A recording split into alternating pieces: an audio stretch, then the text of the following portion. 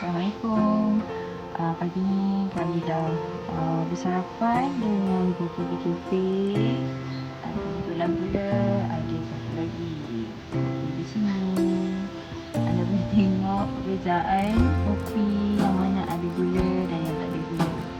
Jadi lepas minum tadi kami biarkan dalam sejam dan balik tengok dalam set video berbicara. Ini adalah real testimoni eksperimen secara tak sengaja yang kami nampak lepas daripada balik aktiviti tadi.